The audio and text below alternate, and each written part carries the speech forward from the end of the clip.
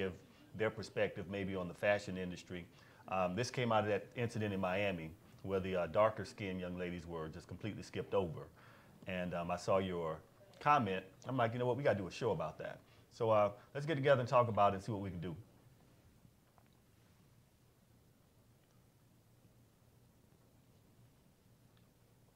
Appreciate it. Looking forward to it.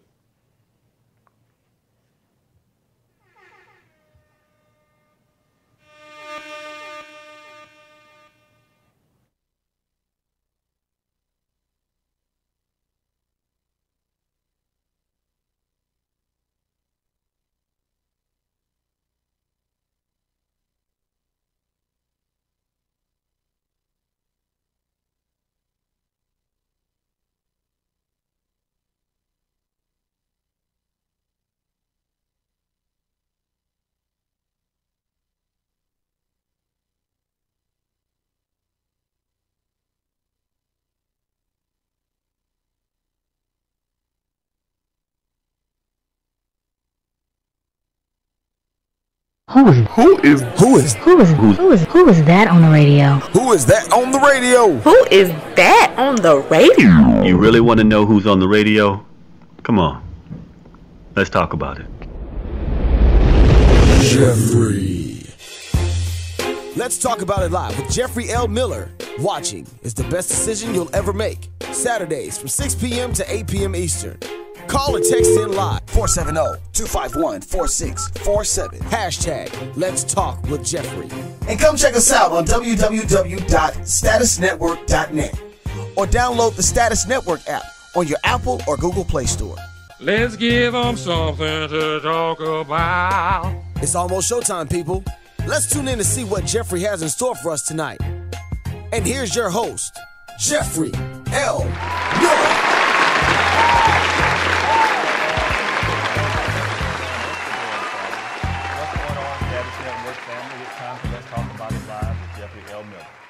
Every Saturday from 6 o'clock p.m. to 8 o'clock p.m. This is exactly how we do it. Now listen, we got a really, really hot show today. Joining us today from Cupid's Corner, hanging out with Eros, the Love Doctor's in the house. Welcome to the show, sir. Thanks, Jeffrey. It's great to be here. Wonderful, wonderful. Now, fellas, our prayers have been answered. We're going to talk about this app that this brother has put together that will help us improve our dating life. Now, I've been playing around with that app. It's some serious stuff on this application that he's put together, and you're really going to enjoy it. Now, you know, we're going to talk about a whole lot of stuff as well, but what I'd like to do, Dr. Loves, tell us a little bit about yourself. Tell us where you're from and, you know, what got you going. Originally, I'm from heaven. I did move to Iran to be born, but, you know, because I didn't want to deprive, you know, the world of my heaven. love coaching. Okay. Yes, but I'm from Iran. I moved to Florida when I was a couple years old.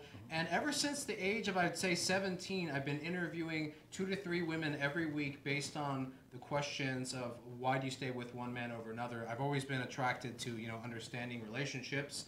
And so here I am now talking to you about my app, and I'm very excited about it. Okay. This is going to be a lot of fun. You know how we do it on this show. We're going to get into it. Now, listen, it's a great day in the A. Traffic wasn't that bad today for once. You know, my battery went dead the other day, but I got a brand new one. Car cranks right up like just a champ. Boom, ready to roll. It's in the low 90s today, but you know what time it is. It's time for you to close your mouth and listen. You ask me some questions. I'll give you some answers from a man's point of view. Now listen, I got one reason for the habitually single woman and one reason for the habitually single man as to why you might be single, but before we get into that, here is my disclaimer. Now, what I'm going to talk about might not apply to you, and if it doesn't apply to you, I don't want you to put your foot up in this shoe. But if it does apply to you, I want you to put both feet in both shoes and walk around in them, because you're about to learn something tonight. Now, ladies, you are first.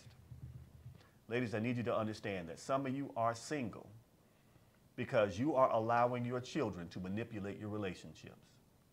I really want you to hear me very, very clearly. Now, of course, you are supposed to protect your children from any outsider, and that means making sure that you're not inviting a predator in your home. That's not what I'm talking about. Of course, you're supposed to check somebody out before you bring them around your kids. That's not what I'm talking about. I'm talking about that man who wants to invest in every aspect of you, including your children, to provide that masculine energy to the household. Instead of having that man recognized as an adult, you elevate your children, and they begin to compete with that man. And in some instances, they drive a wedge between you and that man. Now, I need to say this just to be real clear about what I'm saying. Ladies, I'm not saying put that child second and that man first. That is not what I'm saying. I'm saying don't forget the order of things. It's the man and the woman and the children. It's not it's not children, man, woman. Because if you can't go to work, you can't take care of your child. So you have to put yourself, in some instances, above your child. Of course, you're thinking about their welfare. That's not what I'm talking about. I'm saying that you're letting that child get a little bit too many rights in that relationship, and that child is driving a wedge between you and that good man that wants to invest in both of you. Now, what's going to happen is that good man, he's going to see that wedge, and he's not going to compete with a grown man, much less a child, and he's going to leave you and that child single. Dr. Love, what do you think? I think that's right. I think the most important thing is the relationship between the man and the woman, and the kids are the next thing. The guy should not have to compete with the kids. I don't want that conflict there. So I agree with what you're saying, as the man should be, the man, he should be the leader, and something the kids that can look up for as an example, rather than, trying to elevate the children and, compete with the guy. So I agree with what you're saying there. Well said. Now again, ladies, this is another disclaimer. I'm not saying put that man first. I'm just saying remember the order of things. Adults do adult things. You raise adults through children. Make sure you keep those things in order, and that will help your dating life. All right, now, fellas, don't think I'm letting you off the hook. Fellas, you are next. Fellas, some of you are single simply because you are not a builder. You don't know how to build anything, and you don't bring nothing to the table. What you got to understand is you're dating an educated woman, a woman that has virtually everything she wants materially. What she needs you for? If you don't bring growth to the table, if you don't create an environment where she can thrive and she can pour back into you, you got to understand the dynamics here. A lot of times, you think you need to impress a woman with what you got in your pockets or in your bank account. I can guarantee you that in many times, her bank account is deeper than yours. She's managed her finances in a way that, has her money diversified, and she's doing very well. She don't need you for that. What she needs you for is that partnership, that masculine leadership that she can partner with and help direct and channel. Don't think just because you're the leader, you get to lead by yourself. That's not how it works. Back in the day, they would say something like, yeah, the man's the household or the head of the household, but the woman is the neck, and I determine which direction he look in. So fellas, you got to build something for that woman to partner with. Because if you're not building anything and you're not bringing anything to the table, you a child. And she's already got children. And she's going to leave your ass single. Dr. Love, what do you think? I completely agree there, because you can't just bring money to the table anymore. It's not like the old days. That's right. You have to have personality, something to convey that, you're not looking to be the leader simply by making more money than her. It's so much more about that. I mean, absolutely. Women are not impressed by how much money you make or the type of boat you have and that kind of stuff. So it goes deeper than that now. So. They don't, especially if you got one of them little bitty boats, and if you rock too much, it turn over. She ain't impressed with that. Now, if you got a yacht, she gonna be impressed. I don't care who she is. All right, now I see a comment on Instagram that's just hilarious. It says, the original Trap King. He says, I'm not a builder, I'm a cat whisperer. I'll take that. Double entendre. I know what you meant, but I'm gonna take it as a double entendre. Very good. All right, Dr. Love. Now, I got some questions for you, first of all. Now, you've developed a dating app. I want everybody to see this now. This is a real app. This isn't, just something that's fly by night. This is a real app, and I've been playing around with it.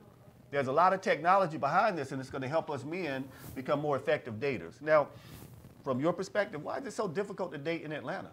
Well, the main thing for me is when you're dating somebody new, sometimes we get in the mindset of putting these people in a box, women and guys alike. They want to see, okay, what do you do Do you want children? Rather than getting to know me on a personality-based level, they want to talk about all their deal breakers ahead of time. And that scares me away. I don't want to get invested with a woman that's going to ask me, do I want children on the first date? So I think a lot of it has to do with the initial first few dates. What question is the person asking? So that's why I think it's a problem, is a lot of people don't know what questions to ask. And they could potentially be turning off any sort of relationship there. I don't disagree with that. I saw something in a Facebook group I'm in, and one question they were saying, this is a great first date question. Have you settled all of your baggage, and are you happy with who you are? That's what the question was like on the first date. First date. My response would be, check, please. You asked me that on the first date? I'm like, I'm good, love. Enjoy. I've been waiting to say that on the show. There you go. Finally got it in. Okay, so you think so you say that people get the cart before the horse on the first date. They start to ask these real serious questions instead of investing time in knowing people. Exactly. Am I understanding correctly? Exactly. And what it kind of conveys to me is that the person has been through a lot of experiences, and they kind of have that baggage that you're talking about, and they want to get their checklist right out of the way right from the get-go. They want to know, do you want children, marriage? I don't want, my job on a first date is to make the girl laugh, make her like me, show her that I have personality. So that's what I want to be there. I want to feel comfortable. I don't want to feel attacked by her job interview questions and that sort of deal. So. Okay, got it. So here we go, another question for you. Now, you mentioned making a woman laugh. Tell me why that's so important. I think it's important because you're going to be spending ideally 30 to 40 years with a woman, and you want to know if you can make her laugh right off the bat, because if you're not funny to her, can you imagine 10 years down the road when you're in a marriage with her, it's amplified by 10, whether or not you're funny or not. So I want to know, is she going to be comfortable? Am I going to feel comfortable that she's, stroking my ego by laughing at my jokes? And even if they're not funny, if the woman is flexible and she likes you, she can potentially laugh at your jokes. So I think it's just important to make me feel comfortable personally, for her to laugh at my jokes, because I'm a bit of a clown. So that's important to me, to have my ego stroked in that regard. Okay, understood. Now, we know that there are all types of societal pressures put on women. Look this way, act this way, talk this way, do these types of things. How do you think that impacts a woman when she's trying to put herself out there to be available for dating? I think it's a bit of a challenge to go through, that kind of like stereotype that you have to put on makeup or look a certain way and that sort of thing. But at the same time, us guys, we're going through a lot too. It's like we're the ones that plan the date, put on the show, pick her up, pay for everything. At the end of the day, she could be like, you know what, I just don't think it's going to work. So we have kind of like a big weight on our shoulders too when we get rejected. So I think, there's a fair amount of pressure on both sides there. Well said. Okay, so here we go now. What made you develop the app? Okay, so I've interviewed for about 10 years, 2 to 3 women every week, asking them why they choose to stay with one man over another. That's my thing. I want to personally be better at relationships. I'm all about self-help. The number one answer that women have told me what they want is a guy that listens and can make them laugh. And I am not normally a very good listener when it comes to dates. It's hard for me to remember a lot of information if the girl likes to talk a lot. So I developed this app as a way to organize that sort of information by dates incrementally, as well as provide a joke library based on the most typical first date questions that women are likely to ask. Okay, a joke library. Okay, I'm digging it. Now, we got a video, this is a promotional video about the app. We're gonna play that shortly. But what I wanna really get into right now, first of all, folks, the phone number. It's 470-251-4707. 470-251-4707. This is the Status Network, the future of broadcasting. I'm right here rocking on Manifest TV. Conversations with the bow tie today because we're talking about relationships. All right, so here we go. Now, in looking at the way the app is organized, I'm able to go in and do what? That really helps me manage the women that I'm trying to pursue, or trying to decide, do I want to go further? Now, what does it do for me to help me categorize how likely my opportunities are with this woman? Sure. Well, it's more about whether or not her interest level is above 51%. If it's above 51%, your odds are great that she's going to see you for another date. So the first thing you do in the app is you fill out the first date information when you add the girl to your list. Okay. And the first date, it asks you a series of questions on what the girl did. Did she have her phone out on the table? Did she, text other people? Was she touching your arm? Was she giving you buying signals, I call them? It summarizes all these buying signals and gives you a percentage of her interest level based on this and on your odds of a second date. After that, you add, I like to never repeat an outfit on a girl. So I write date notes. I write, I wore outfit 1, I went to cafe, blah, blah, blah. And so I, a little bit of the tidbit of the conversation, so I don't ask her on the second date, like, oh, well, are you allergic to this? I write all that stuff down after the date immediately. And this kind of gives you a good organizational tool for that. That's one of the big features there. So. Okay. So this is helping me help myself. Exactly. Okay, I'm digging it. All right, so I want to play this promotional video, and then we'll talk more about the application. The thing is, this video, it really talks it up. It really sets the stage for what you can do with this application. Before we get to that, let me ask you, are you working on an app for women? I thought about potentially working on an app for women, but I think, honestly, women are better at dating than men are. They have memories like an elephant. They remember everything you said. If you try to, boost up a story or lie about something, they're going to catch you, right? And us guys, we're not as good as lying as women are, so, Ladies, don't get it twisted. Y'all lie in layers. When I say y'all lie in layers, y'all really have a layer. You're going to call your girlfriend.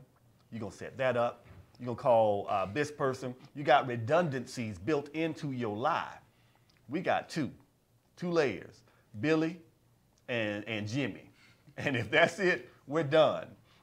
This is the promo video. It should be attached. And what we're going to do, we're going to pull that file up and play it shortly. Now, let me ask you this question now. What if it doesn't work? What if I've done all this stuff and it's not improving my dating? What else can I do to become a better dater? Okay, there's a few things you can do. The most important is you can contact me personally at theladiesmanager@gmail.com. But aside from that, I think the biggest things to improve on is your style. I think you have to have a sense of style. And a lot of people go out on these dates and they have flip-flops and they have cargo shorts. And I don't understand it, but that seems to be our generation now. They don't want to put too much effort into their style. So I think that would be a big thing that guys can improve on. Flip-flops and cargo shorts. That is not style, okay? All right, so here we go. We're gonna play this, the video, the promotional video on the application. We'll come back and talk about it a little bit more. Let's go ahead and roll that clip.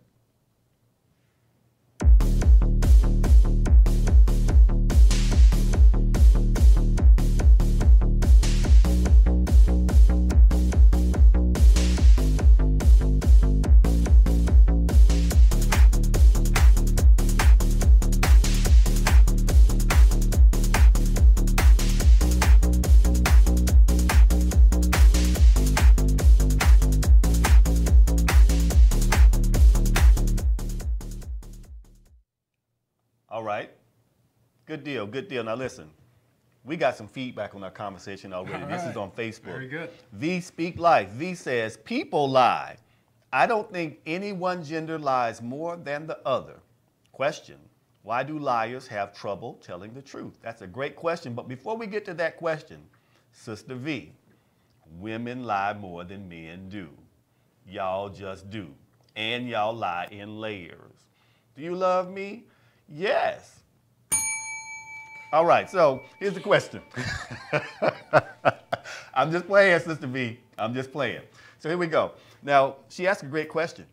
Why do liars have trouble telling the truth? Why do you think men, most importantly, why do you think men lie on dates? My philosophy is we as guys, we have to do all the work, or not all the work, but a lot of the work initially. And I think we face rejection more than women, and we have to kind of, sometimes we're like, okay, we don't want to lose this girl. We want to kind of build a story. We want to show her like, hey, my life's happening, that kind of thing. Right. And we might not try to lie initially, but it just kind of comes out when you're talking to the woman. You're trying to build value. You might kind of, over-exaggerate certain principles of the conversation, that sort of thing. So I think it's just, it's fear of rejection. I think that's a big thing for guys, and they may, lie to avoid that at all costs. So. Okay, now, last week we had a guest on, Saya. And Saya said, women find it attractive when men just put it all out there up front. How do you feel about that? I don't think that's true at all. I mean, Okay. personally, I think initially it's a cat and mouse game. You don't want to give away too much of yourself initially, and I think you want to come off as a better listener than a talker, and that means asking more questions, not overloading it, but having an ebb and flow to the conversation. You don't want to put out all your baggage on the first date and then just be like, oh, I hope she just likes me for who I am. That's not how it works. So. Okay, all right, interesting perspective. Now, from Instagram, the original Trap King says, laughing is a relief. I think it's as important as sex. How do you feel about that? I absolutely, I agree. You have to have laughing in a relationship. It has to be light. It has to be funny, low pressure, initially anyway. And, the sex and that kind of thing, I don't believe in that initially because you have to build on some kind of foundation. You have to have the personalities match. I mean, I want a long-term relationship with someone, so I look for, laughing and that sort of flexibility and that sort of stuff ahead of time. So. Okay, and it makes a lot of sense. Now listen, people, I'm gonna give you this piece of advice right here. You'll have plenty of time to have all the sex you want to with that person. Plenty of time. You ain't got to rush. Fellas, I said this before, I saw this somewhere else, and I'm gonna claim it like it's mine now. You don't eat the fruit the day you plant the seed. You plant the seed and fertilize it. Let the fruit get juicy. All right, so here we go. Now, in Atlanta, women are seriously saying that there's a shortage of good men. Now, I found this video. We're going to talk about this in a second. It's basically saying there's a shortage of men in the Atlanta area, or in the A. And this young lady put this video together that basically says, hey, if you're coming to Atlanta, this is what you need to expect. This is what you need to adhere to. We appreciate your help in improving the potential and possibility that there will be enough men in Atlanta to go around. We're going to play that in just a second. The funny thing is, from things that I've seen, the gap is a lot closer than people think. What is your experience in the female to male ratio in Atlanta? Well, my interpretation of it is that maybe these females are saying there's a shortage of men because they don't like the men that they're dating. Because if I was a woman, I could have a different guy every day of the week. That's just how easy it is to be able to get dates. So For women, definitely. Absolutely. Exactly. So maybe the quality isn't as good. You got to go through a lot of bad ones before you find a good one. But I think there's just as enough men as there are women. But depending on your expectations, which is a big thing, you might have high expectations. You might have to lower them to some extent when you're dating someone to find someone compatible with you. Good deal. Good deal. Now, speaking of man shortage in the A, I want everybody to understand something. This is spot on information.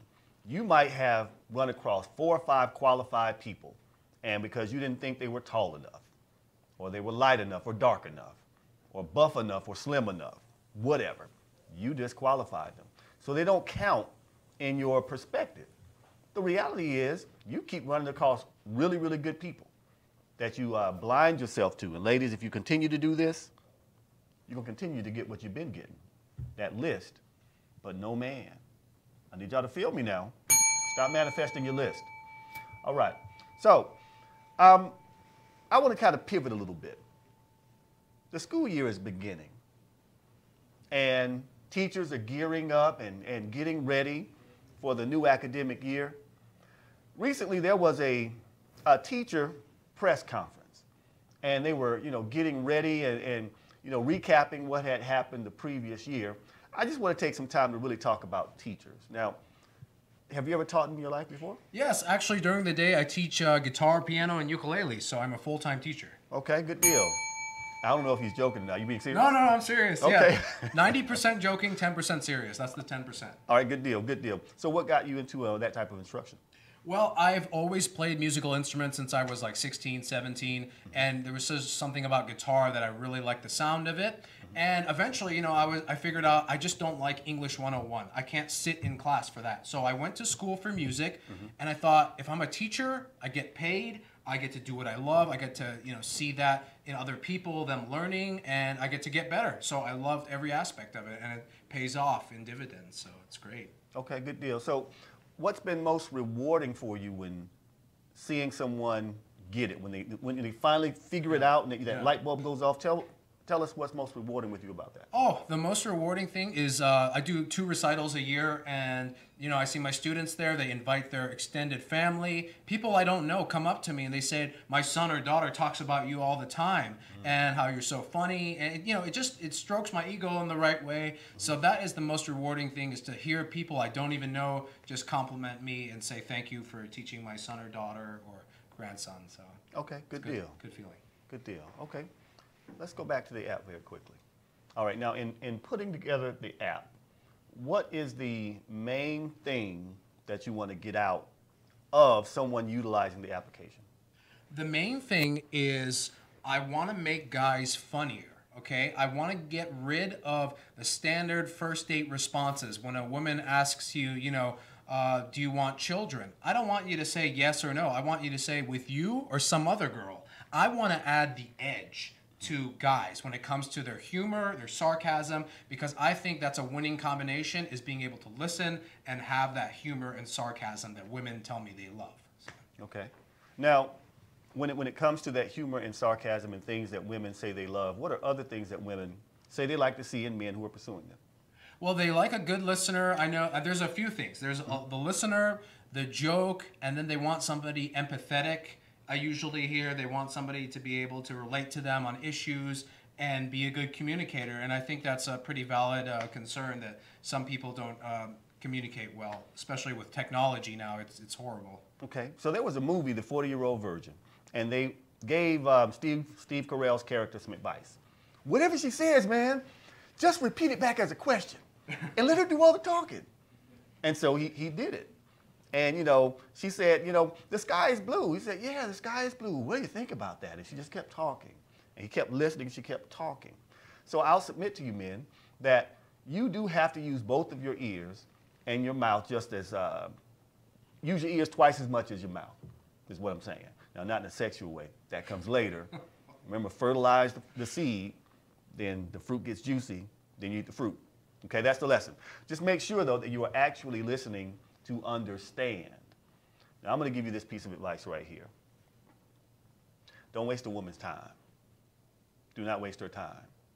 If you just want to have a physical relationship in this day and age, you can put that up front. It might take you 4 or 5, but by the time you get to that 6th one, she can be like, okay, I ain't doing nothing. What you doing? Let's roll. Chances are, if that's all you want, you will be able to get it. The problem comes in when you know that's all you want and you mislead her to thinking you want something more. That is unfair. That's basically theft, emotional theft. And when you do that, you are bruising someone else's opportunity, because not everyone can move beyond that just like that. So then they come around to good men and we have to deal with the damage that you've done. And that's hurting us. What do you think about that? I think that's true. I think there are a lot of people out there that are dating women and they're, saying one thing but doing something else. And I think action speaks more than words. So pay attention to action rather than words, because somebody can tell you everything you want to hear, but at the end of the day, you have to look at what they're doing and how they're acting. And that's a big part in determining, okay, are they just looking for one thing, or are they really looking for something else? So I think action speaks more than words in that scenario. Good deal. All right. Now, I still want to show some appreciation to my teachers out there, because teachers, hey, your role is invaluable. First of all, you're not paid enough. You have to come out your pocket too much. There was almost some of the tax benefits you had, they were almost taken away from you. So I really think that in this country, there's just not enough appreciation given by the parents to the teachers. So I found this clip that basically surmises just how good we as parents have it when we have good, reliable teachers that interact with our children. And it shows a deep appreciation for what you do. We're going to play that video in just a second. Let's see what we have as far as comments from Facebook very quickly here. Hit the wrong button. There we go. All right. Olivia, how you doing? Shermanita, how you doing? All right. Oh, Olivia says, do women of our age still hold men to these expectations? Hell, yes. Yes. The level of expectations, I think some of them are reasonable.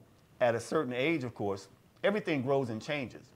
But there's a point sometimes where the expectations start to get a little crazy, deranged.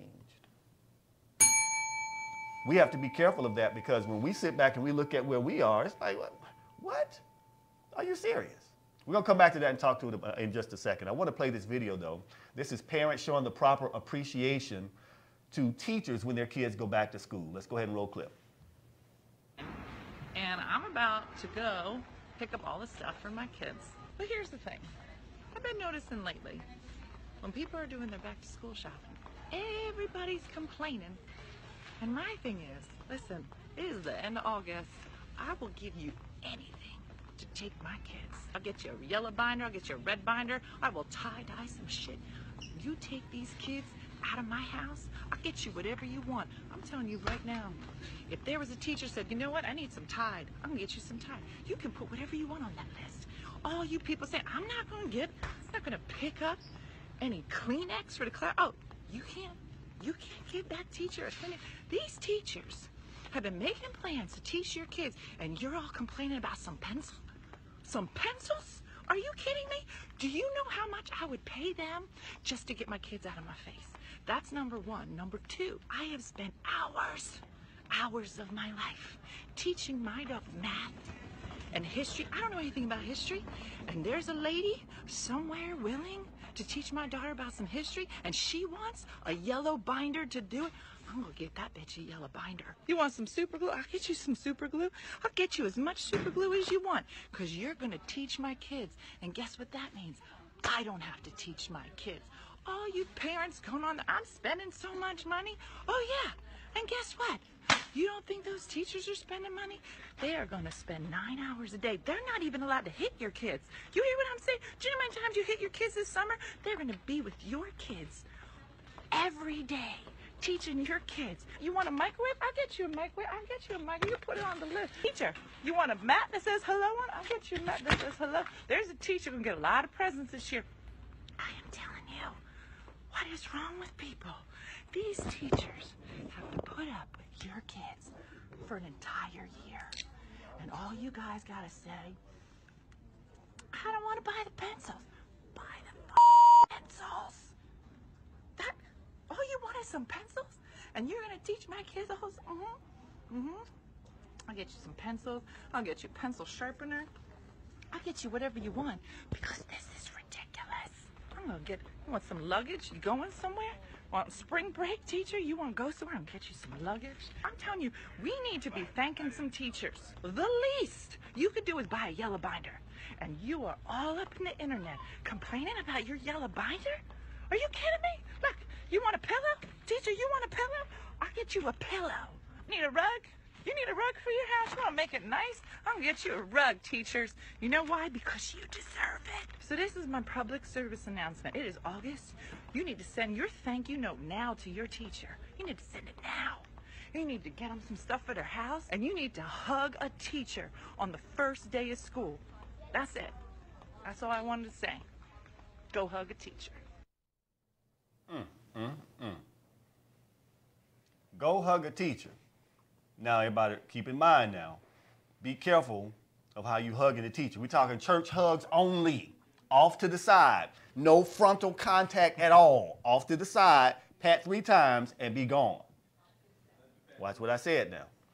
All right, so here we go. Now, from teaching to parenting, let's say the app works for me now, and I meet the woman of my dream, and we start to progress down the road.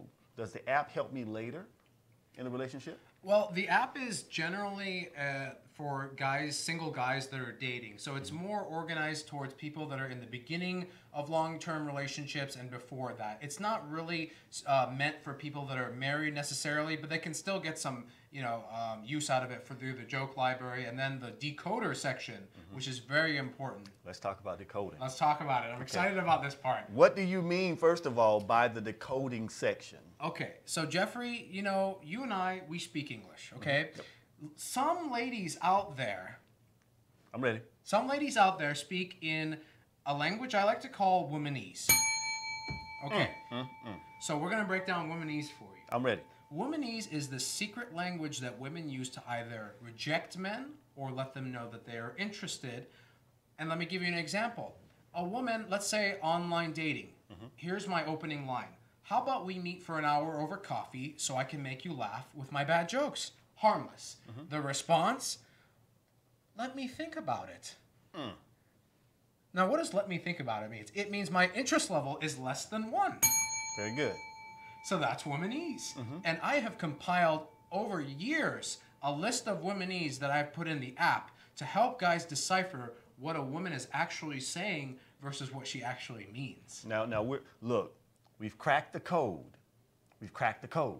So let's go deeper. Give us another example of decoding womanese. Okay, so I'm going to give you a personal example based on a date I had a couple of weeks ago. Okay. I went out with the girl. Everything was fine initially, and then she dropped this line on me. You know, my body is here, but my mind is somewhere else. Wait a minute. Whoa. Y'all out on a date, and she says, my body's here, but my mind is somewhere else? After I paid for dinner, you know? Ladies, y'all think y'all don't lie more than us? Yes, y'all do. All right, how'd it work out? It didn't work out. You know, I didn't pursue her anymore. And like, you know, I don't want, even if it's not going to work, even if you're going to be cordial to someone after you meet them, you know, you put on a little bit of a show. You don't say my body is here, but my mind is somewhere else. It's just rude. Agreed. So what did you say in the moment? Oh, here's what I said. So I kind of regret it because I try to keep it light and funny at all times. But I said, that's funny because my wallet's here, but my money's somewhere else. So I took a shot while the plane was going down. Okay, I love it. Don't be afraid to take that shot, man. Don't be afraid. She earned it. I think that was really, really, really rude. That was very rude. Now, in dating, sometimes just as talking about being cordial, no need to be rude about it. If it's not going to work, just finish the date out and just be done with it. But being rude, yeah, that was kind of rude. Chi, how you doing? Good to see you. Welcome back. Over there living your best life, vacationing. We saw you. All right, so let's talk about womanese again. I'm going to throw some things at you. Okay. Decode it for me. I'll decode it for you. Okay, go ahead and go out. What's the woman saying? You better stay home right now. 1 point, that's correct. You ask her what's wrong. She says nothing. You better know what's wrong. Okay, what do you want to eat? You ask her. She says whatever you want to eat. That means pick something. Okay, now, let's talk about this pick something when a woman says whatever you want. Or if she says she doesn't want anything. That means she's going to dictate until you get to what she wants. Here's the gift. You know what? I want to take you to your favorite restaurant. Guess what it is? And wait. And the first thing she says, yes, that's exactly where I'm taking you. See where we're going? Good point. Good point. Now, if she says, I don't really want anything to eat, know that when you bring your food in, she's going to have a fork or she's going to reach over for your food. Why do you think women do that? That's a good question. I haven't been able to crack that code yet. I don't know. Why do you think women do that? I'm asking the questions here. Oh, okay. I don't know either. Okay. I'm kidding. Well, let me give you It's something. crazy. It's crazy. Because if you were hungry, just say you're hungry. But just because I have it, I think sometimes women just want to see, can I have some of yours? Oh, so a power struggle kind of thing. Okay. Are you going to share? Right. Okay. I know I said I wasn't hungry, but now that you got something, I want some. You know how it works now. Yeah. We can't have nothing. No. Nothing. Okay. All right, now we have a lot of fun with this now. Now, V says, where are y'all finding these women? Okay, where are we meeting these women? Well, Match.com, any online dating sites, crochet events. I crochet, so it's kind of a 9-to-1 ratio. Anytime you go crocheting, Okay. It's great. Okay. So mostly dating sites. Okay. They are in and out and about the earth. They're all over the place. It's not like, we're just attracting a subsection. No, now I won't say every, I won't generalize. It's likely that you will find a woman that says, I'm not hungry, that will put her fork over in your food. Now, reverse it. Whoo, she gonna be mad. I mean, she gonna be mad. She gonna be angry, not angry, angry. All right, good deal. Now, I have another video I want to play. This video right here is talking about how sometimes your religious views could keep you single. Now, this was kind of controversial. It's a long video. We're not going to play the whole video, but we're going to talk about this, how pressures to do this and do that from the church might be keeping some women single. Now, before we get into that, you said you're from Iran, and you came here to Florida? Yes. Okay. Were you old enough to date in Florida? Or no, I was just a kid then, but. Okay. Yeah. So most of your dating here has been? Georgia. Yeah. Georgia, okay. All right, just Atlanta? Yes. Okay, got it.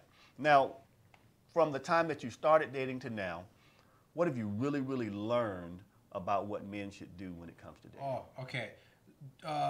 Don't rush. That's the biggest thing. It's very easy to rush, and that's turned off. Women get turned off instantly if you go overboard with texting, calling, physical touch. Always let them touch you. That's what I've learned. That's the biggest thing. Always let them touch you first. So. Okay, so if a woman does touch you, decode that. What is she saying? Okay, she's saying I feel comfortable with you, which means my interest level is above 51%. That's what you want. Okay, now let's talk about these ratios and these percentiles. What if the woman touches me and the second date she stops touching me? How can I figure out what stopped it? What happened to the progress? Well, it depends. I mean, there's so many factors that can affect you on the second date. I mean, it depends on where you go. If you're in a public setting, she might not want to touch you as much. But if you're in the car, that might, for a few minutes, that might initiate some touching, that sort of thing. Or maybe you did something to turn her off. Maybe she is the touchy-feely type, but you said something at the beginning of the second date, and she's like, oh, no, I'm not having that anymore. Got it. Does it matter where she touches you? Well, I mean, there are a few places that I would consider high interest level. But generally, I would say a nice tap on the arm or the knee or the elbow or shoulder are good zones. Okay, good deal. All right, now V says, yeah, but then if I order the largest meal, you have a problem with that too. V, we don't have a problem with that unless it's the first date. And you are, well, let me take that back. Men, be smart. Don't take a woman to a highfalutin restaurant on the first date. Now, to V's point, if she orders the filet mignon and it's $45 an ounce and she gets 7 ounces, guess what you just did? You set yourself up for the okie doke. At no point is she responsible for managing your wallet. You are. So first date, don't take a woman to a relationship-style restaurant. Take her to a nice restaurant where you can have good conversation. All right. Great point, V. All right, so here we go now. We're going to play this video. We're going to come back and talk about it. This is actually, let's switch it. We'll stick with this one. This is Be a Blessing right here. This is something I like to do. I like to try to promote positivity on the show.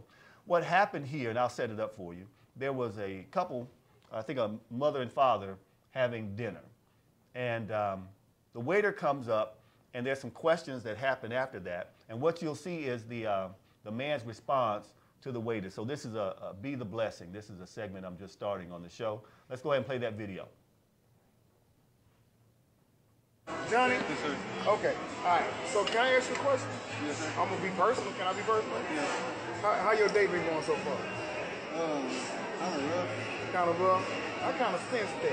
Yeah. So what I'm going to do for you is I'm going to give you your tip right here, and then I'm going to sow into your life, okay? So I'm giving you a tip for serving me, then I want to sow into your life. That's $100. Okay? I just want to sow into your life. That I can sense. You just paid off my car, sir.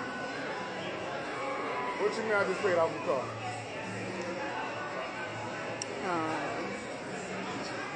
I just want to sow in your life.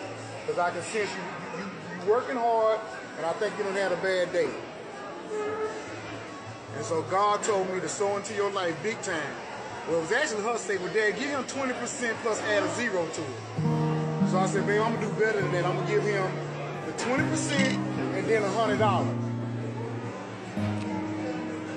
So don't think everybody, you never know. Keep being who you are. Keep being nice.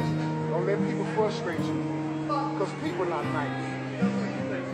And I just want this family, the Green family, want to bless you. Now, you know what? Let me do better than that.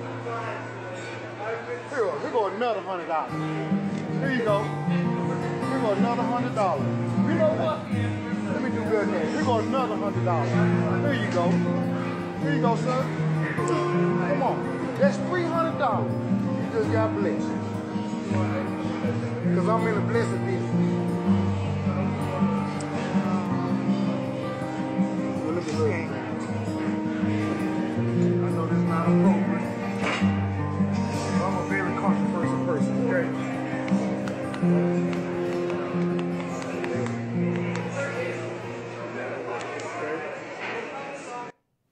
All right, now, listen. I really need everybody to understand something about what being a blessing really means. That young man, from the conversation that father and daughter was having, he was doing his best because he was at work, but clearly something was on his head. Now, you don't have to do what you do to be a blessing to post on Facebook. However, with this video, I'm happy to say that they shared it because it shows the importance of just being kind to people. You never know what was going on with that young man's mind. Now, let's keep it real. Everybody has pressures to deal with. Everybody. Young black men, young black women. There's a unique set of pressures that they have to deal with. Now, young white women, young white men, young Asian men, young Asian women, we all go through pressures now. There's a unique set of pressures for young black men and women, unfortunately. And I think on that particular day, that might have been a crisis moment for that young man. He might have been thinking about going in a different direction because that job just wasn't fitting the bill and something else had to happen. And it happened because somebody noticed and somebody did what they could when they could. So if you have the opportunity to, you be a blessing too. You never know how you affect that person's outcome. And sometimes it can be as simple as instruction on an instrument. You never know how you're sowing into that person's life. Those lessons, those jokes, that peace, that outlet that you're giving to that child, that creativity that you're awakening, you never know how that will balance their lives out. So if you can be a blessing, be a blessing. All right? Now, we got that video about how waiting on God might be keeping you single. Now, I'm not saying this to disparage. I'm just playing this video as a discussion point, not trying to disrespect your religion, where you worship, or the way that you worship. I just want us to talk about it. We're going to play this video. We'll come back and discuss it. Roll clip. A woman of the Most High who desires marriage, and you've been single for a considerable amount of time of your adult life. You've probably at one time or another wondered, God, I've been praying, I've been waiting, I've been chasing after you. How come I'm not married yet? How come I have not been sent my husband? And in the midst of your grief, you have people in your inner circle trying to comfort you with, oh sis, wait on God's timing. Don't worry, he's busy preparing your husband to find you. Or one of the weird ones I've heard, God has to cook you up until you're ready to be served. Can I share something with you, sis? Stop listening to them people. Don't get me wrong, they mean well. They mean well. But unfortunately, their overly religious responses are unhelpful and very ineffective. In fact, I can't even stand courtship theology in the way it is presented in the mainstream church. And I personally see the negative effects manifested in many different ways. For example, I recently came in contact with a 51-year-old virgin who had never been asked out by a guy before. Never. Now, while there were many women praising her for waiting on God and holding to her principles and saving herself for her husband, I immediately started thinking, why are we celebrating this? Why aren't we asking questions? Is this even even healthy? Why has she never been asked out on a date? Who are the women in her life guiding her? Where are her mentors? Where are the righteous men in her life dropping game on her? Like, what's going on? That particular situation and many others that I have encountered over time as someone who mentors ladies on a regular basis inspired me to share 3 reasons why waiting on God is keeping you single. One reason why waiting on God is keeping you single is because it is allowing you to ignore your share of the responsibility for your romantic life. Do you pray and wait for God to just send you that job without you putting in applications and showing up to interviews? Do you wait on God's timing in order for you to lose all that extra weight? Do married couples wait on God to keep their marriage strong without them having to put in the work? The same way that you have to take responsibility in finding a job, losing weight, expanding your business, finding a church home, and keeping your marriage strong is the same way that you have to take responsibility to pursue marriage and obtain a husband. But Tora, how do I take responsibility? Well, start off by setting measurable goals for yourself. Do you want to be married by the year 2022? If so, set the goal. If you don't meet it, you just don't meet it, but you have the goal. Have you developed a strategy towards those goals? For example, I will meet 3 new people a week, or I will go on 2 dates each month, and then execute your strategy towards those goals. You can rely on. Woo! She broke it down.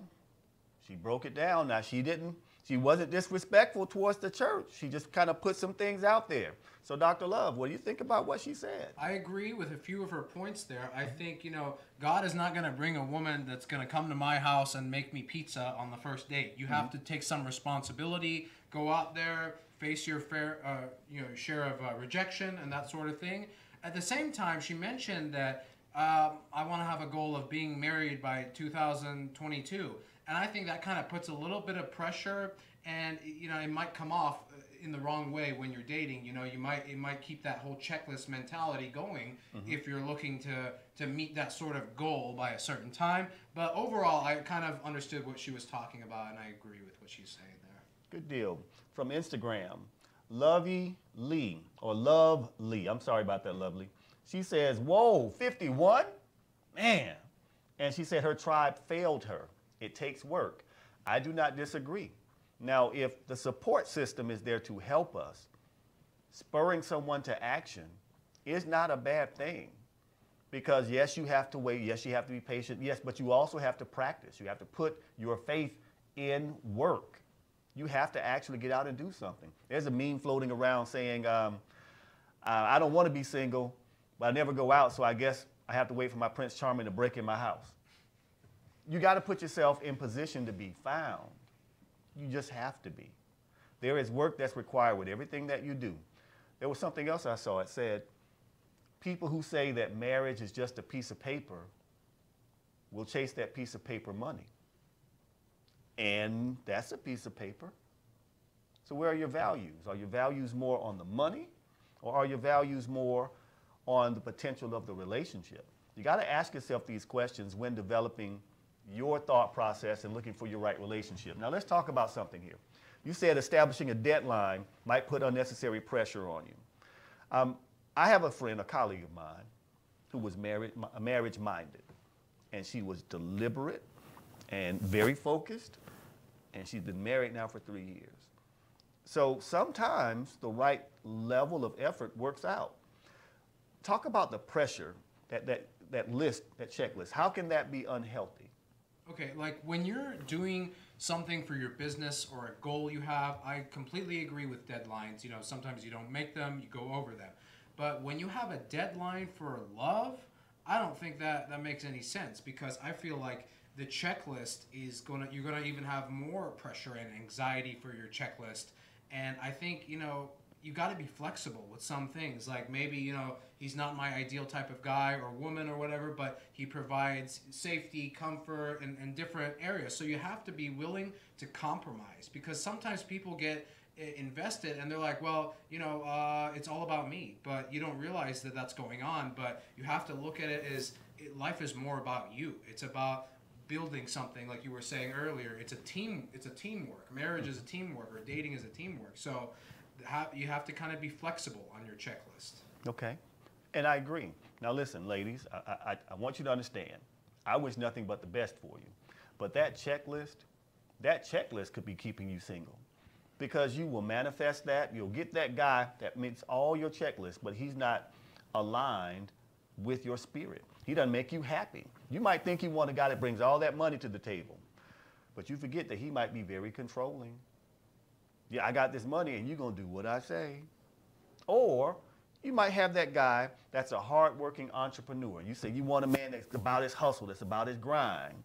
When he gets home, he's tired because he's been hustling and grinding, trying to bring that dream to fruition. Can you deal with that, or will you say, you never spend time with me? You got to pick your poison.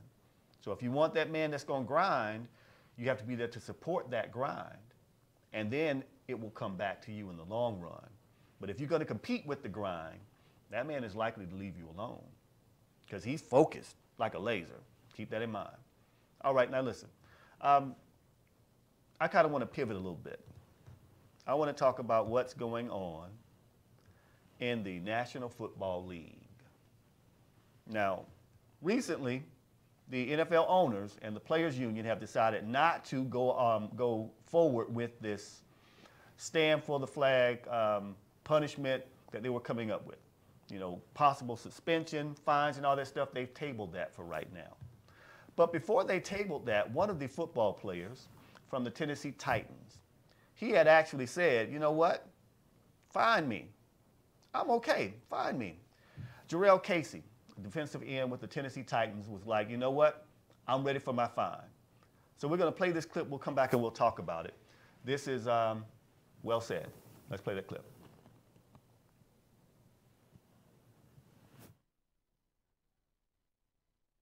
But around the NFL, guys is definitely not happy about it. I honestly feel it's not right. I don't think, you know, it was a good decision for the NFL to come up with that ruling. But they have their reasonings on what they've done. I'm going to take a fine this year. Why not? I'm going to protest during the flag. That's what I'm going to say now. I'm going to take my fine. So it is what it is. I ain't going to let them stop me doing what I want to do. And if they want to have these battles between players and organizations, it's what it's going to be. Just because it's not necessarily about the anthem. That's where everybody's messing up at. It's not about the anthem. We're just using that time to use it for a platform. If everybody can understand where we come from about the injustice in America, the way that the justice system treats minorities is the issue that we have. And until they can understand that, and for an organization, you know, for 95% of your team to be minorities, and you can't understand where we come from, it's pretty mind-shocking to me. I'm going to do what I do that's going to bring light to my community, bring light to the people that's out there that need the attention. That's all it's about. I don't care what nobody else has to say. If you don't have nothing positive to say and you don't know how to hop on board and try to make this world better for everybody, I don't care too much for you. Okay. Jarrell Casey basically put it out there, hey, I'm going to do it anyway. I'm going to protest anyway because this is something that I'm concerned with, and I'm going to use this platform to speak about it. What do you think about that? I think, yeah, you know, if you're, I think you should stand by his cause. I think that's a good point to make, regardless of, you know, paying the fine or whatever. I think it kind of proves the case for himself. So I agree with what he's doing there. Okay, now before Instagram ends, I want to get this question out. Lovely says, why wouldn't you draw or write out your desires? You need to know your target. Knowing what you want is important. So she's speaking about writing down the goals for getting that relationship. What do you think? I think that's good. I think that's, in some ways, it could be considered a checklist, but, you know, I think having goals for a relationship is good. And I'm just talking about unnecessary demands. I mean, you're not going to get the perfect guy who, you know, some women are like, oh, he's got to own a travel agency, he's got to be 6'3", he's got to do this and that. Mm-hmm. I mean, you know, it's horrible. Like, some of the standards of these women, like, you know, you go out with them, you do everything right, and then your history, because you didn't measure up to a certain thing that they wanted you to do that they didn't tell you about. So I think having, you know, those type of goals is, you know, that's good, but just be open-minded to meeting somebody, because if you take it easy on the first few dates, you try to be open and flexible and giving, that's the right attitude to have, and I think that's what attracts me to women. So. Understood. Now, your email address, what is that again? theladiesmanager@gmail.com. Okay. Do you have that as a hashtag yet? No, I do not. Okay, well, it's coming. All right, so here we go. The ladiesmanager@gmail.com.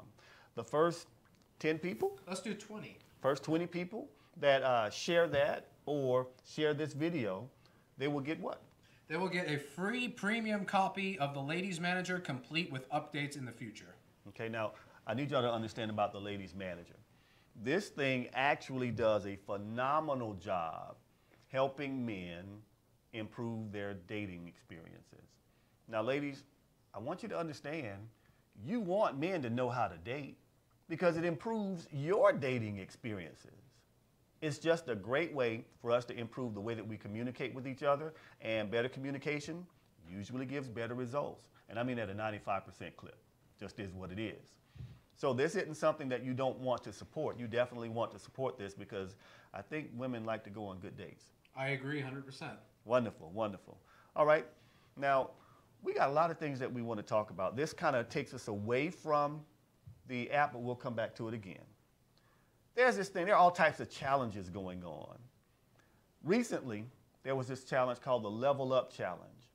And this young brother figured out a unique way to actually do the Level Up Challenge. We're going to play this in just a second. But the thing about it, there was a challenge for Kiki, Do You Love Me? That's a Drake song, right? I don't know. I don't know either. I just know it's been going around, and all types of people have been doing this Kiki challenge. Is it called a Kiki challenge? I think so.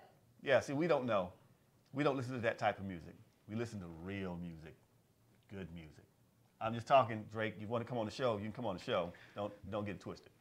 But this Level Up Challenge, a new song by Sierra that came out not long ago, this young man has turned it into a really, really unique thing. So let's play this, we'll come back and talk about it. Here we go. Level up. Level up, level up, level up, level up, level up, level up, level up, level up, level up, level up. 5, 4, 3, 2, 1. Level up, level up, level up, level up, level up, level up, level up, level up, level up, level up, level up. All this on me so yummy, all this sauce so yummy. Know you want this yummy, yummy all in your tummy. Level up, level up, level up, level up, level up, level up, level up, level up, level up, level up. All this on me so yummy, all this sauce so yummy. Know you want this yummy, yummy all in your tummy. Them no mistakes are gone, I won't do it no more. There's hopes, there's news, I done did that before.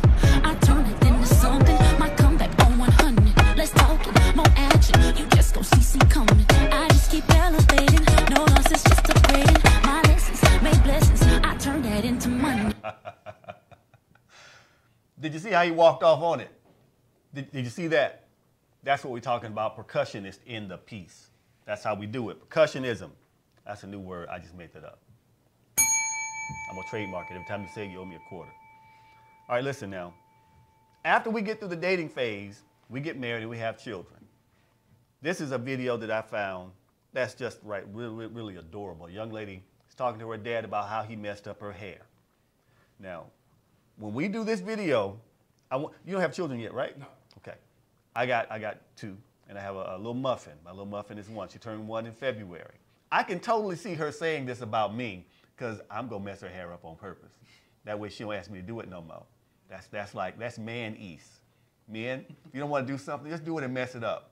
Then the woman's going to say, don't worry about it, I'll do it. That's what you wanted anyway, right?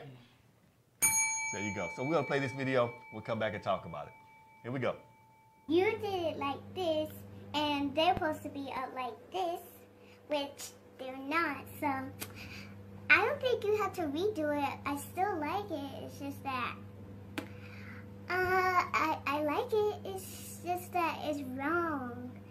Cause one time mommy got it right. Like she did it up like I wanted it, and you just did all ratchet and like you did it like this and it's one up here by itself. So I don't know what to say, but I still like the hairstyle.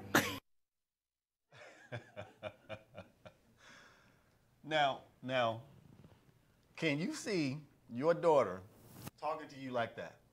I think they learn womanese very young. It's exactly what it is. She didn't want to hurt your feelings, Dad, but it's wrong. But I like it. I like it. It starts early. All right, now, V says, and this is V Speak Life again, she comes back and she says, where's the fruit of the labor? Do you just want people to talk, or do you want to see a change? And I believe she's talking about the app. What is the app going to bring out?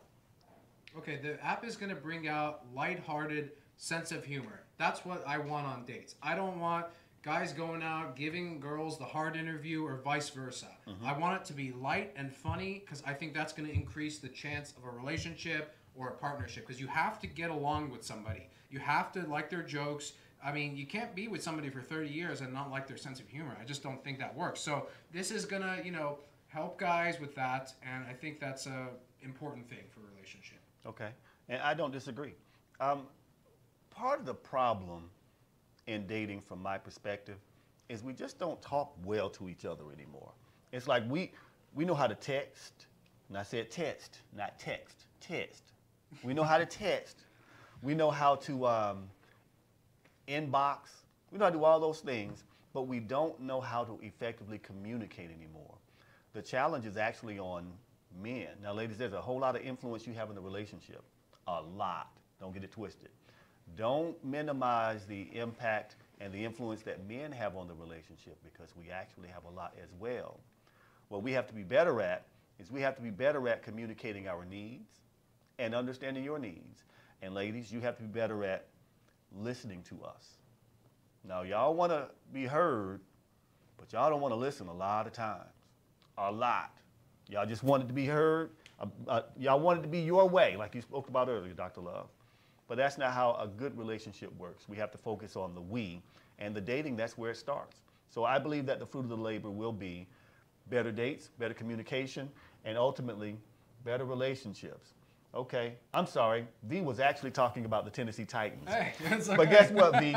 We took it and flipped it anyway, and she says that she loves Dr. Love. Oh, all right? Thank you. We got a fan. Very good, very good. Tina, what's going on, Tina? Yeah, that video was hot. The drummer, yeah, he put it down. And then he walked off like it wasn't nothing, because it wasn't nothing. That's what percussionists do. Percussion section, for life. All right, now, let's talk about how people promote women. Now, when we go around the world, the standard of beauty seems to be the lighter-skinned woman with the straighter hair, things like that. That seems to be the standard of beauty. And oftentimes, women of darker complexions, they are put on a lower rung of the ladder. What do you think the importance is in promoting beauty in all races? Well, I think you have to see past beauty ultimately, and I think beauty is, I know, pardon the term, it's more than skin deep. Sure. You have to have a personality, because honestly, if you go out with a girl, let's say initially your interest level is like based on her attraction, and that's how it is for women. Like the first thing they look at you is your shoes to your head, and they're like yes or no, and you start off maybe a yes at like a 55. And then when you open your mouth and you talk, you make them laugh, you ask them questions, it goes from 55, 60, 65. It's the same vice versa. If I go out with a girl that's not that ideal, long-haired, straight, light-skinned thing, and she could raise her interest level based on, like, the biggest thing. Okay, let me tell you. When I open a car door for a woman, guys do that, okay? Because so many women, they're saying there's not enough gentlemen out there. You open the car door, you get her chair. What you're looking for is you're looking for her to unlock your car door or open it, right? That is when you know you have a flexible giver, which is the #1 thing that a guy should look for. So what about when the woman says, man, this is a SUV. I can't reach over that center console. Okay, well, see, then she's complaining. If she mentions that, she doesn't have to say that, she doesn't have to. But, like, if it's an SUV, at least she could be like, well, I try to get your door, but it's too high. At least give me an excuse. And then I will chalk it up to good behavior. Okay. All right, let's get back into dating now. Now, when I wear the bow tie, it's going to be conversations with the bow tie. I'm getting ready to untie it because we're getting ready to get to one of my favorite segments a little later in the show. All right, so what are some other indicators that you might be dating a woman that's a giver and not a taker? Okay, thank you texts are big.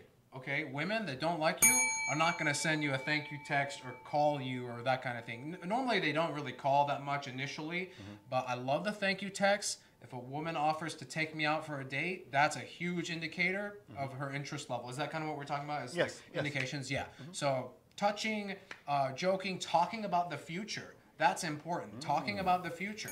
As a guy, I don't want to give that up too early. I want to maintain that air of mystery. But when a girl does it, I look at that as an opportunity to close for the next date. So, the game is kind of like put aside and you're like, okay, we're going to do this thing. Okay, now from my personal research, and it's scientific, I found that women hate being asked for a picture. They hate it early on. Oh, yeah. They hate it. What are some extreme no-nos for men early on? Good question.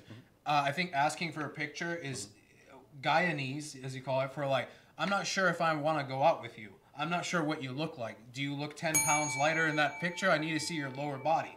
So I recommend, if you're doing online dating, you just go with, a girl that has maybe 2 or 3 profile photos. Sometimes if they have one, it could be hit or miss. It could be a total waste of time. You don't know. Because a lot of guys or girls don't look like their profile photo.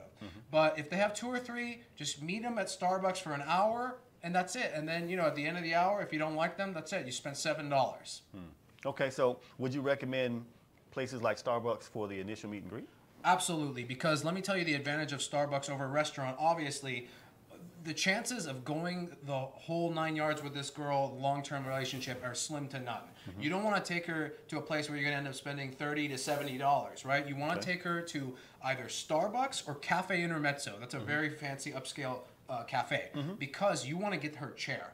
You want to show her that you're different right off the bat. So I want to go somewhere that doesn't have a booth, So that's why I like to take them to Starbucks, because it's cheap. You show them you're chivalrous with the chair, and you're in and out in 30 minutes to an hour. Okay. Now, I believe on the first couple of dates, no physicality. Right. I'll give you a hug. I may give you a kiss on the cheek, but we're not kissing. We're not doing it on the first date. None of that stuff. Exactly. What if the woman initiates it? How should the man handle it? Okay, if she initiates it, I'm saying I'll give her something snappy, like, aren't you moving a little too slow? If she goes in for a kiss, something like James Bond would say, some kind of thing. Okay. But ideally, you want her to be coming at you. I mean, that's the best case scenario in the app. Like, it gives you like 5 points for getting a kiss from her to initiate it. At the same time, I don't trust anything anybody says until 6 to 12 dates. Okay, fair enough. What happens after 6 to 12 dates? I say at that point, they can't hide as well anymore. Their interest level, they're not going to, like, if you're with one of the 4 categories of women, a professional dater, they're going to go out with you maybe 3 or 4 times depending on where you take them. And they might fake high interest level. They might touch you, compliment you, said, thank you text, but after you get like 6 to 12 dates in, this girl is not going to stick around unless you take her to like fancier places. Got it. Now, you mentioned professional daters. Yes. What are the other levels that women, as far as dating categories, that some women can fall into? Okay, we have the professional dater, we have the ego stroker. What's an ego stroker? An ego stroker is the type of girl online that's going to message you. Let me give you an example. Okay. How about we meet for an hour over coffee so I can make you laugh? Ego stroker is, oh, that sounds good, but what makes you think you're going to make me laugh? Somebody who's not looking to really get to develop anything with you. They just like the incoming. They like guys liking their photos. They like guys talking to them. So they're just interested in, maybe they're talking to 10 guys and they're not going to go out with a single one. So they enjoy being pursued. Exactly. Okay, good deal. Next category. Okay, so we got the professional dater, we have the ego stroker, and then we have the flexible giver. Now this one is my favorite. Flexible giver. Okay. All right. So the flexible giver is a girl that, let's say you've had 3 dates with her and you call her up, you're like, hey, I'm ready to bring some happiness back into your life. Let me take you out, all right? Dr. Love's gonna take you out for another dinner or whatever you wanna do. And she says, you know what? You've taken me out already for 3 dates. I wanna take you out for dinner. Okay. That is the type of thing that raises my interest level 10 points, because the girl is giving. There are a lot of people out there that they just take, and they just expect you to do everything, almost. It's sad to say. So, let's talk about that part. You have the old school mentality where women, they expect to have their door open.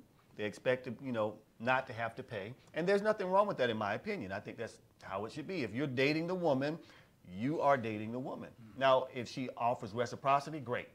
But if she doesn't, you're actually trying to gain her interest.